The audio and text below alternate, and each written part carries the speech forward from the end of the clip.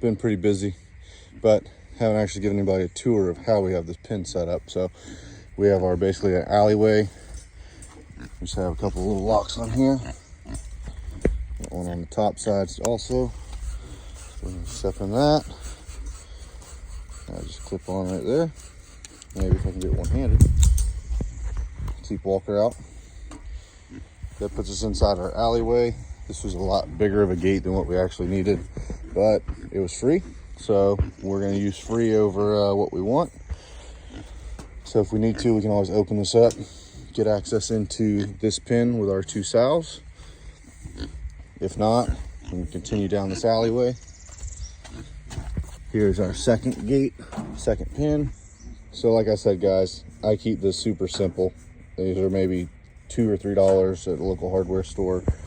I mean, no hinges required. All I did is use the fencing staples, put a couple of those in it. I've got a 2x4 down here at the bottom that's buried. I've got that screwed into our main post and then also screwed in on this side. So if he does want to dig out, usually around your fences, because that's what they're used to going in and out from, that's where they're most prone to trying to dig or trying to get out. And then we just have this 2x4 secured on this edge over here. Left myself with enough room that I can actually hook my latches on. But that is just a section of hog paneling that we decided to use for our fences.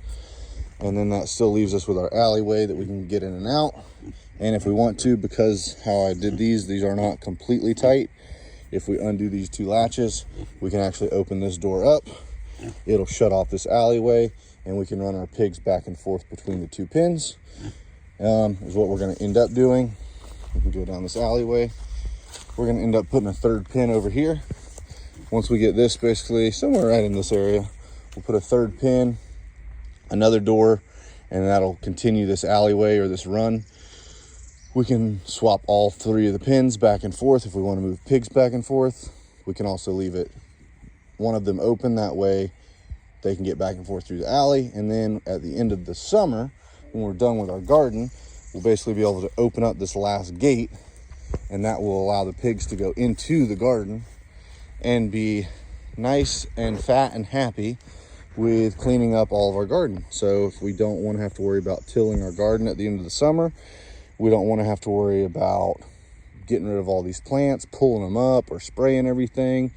We're going to knock down on the need for spraying of Roundup. We don't have to kill anything. We can just let our pigs come in here and they're going to take care of all of our plants, clean out the garden for us, and that will basically allow us to be set up for a winter garden. And then once they're done, we can push our pigs back into their pens, go ahead, continue fattening them up and raising them, and go ahead and plant our winter garden. So all of the stuff we're doing, it's a little bit of work and planning ahead of time, but hopefully it's going to allow us to have a lot simpler and smoother transition into next year.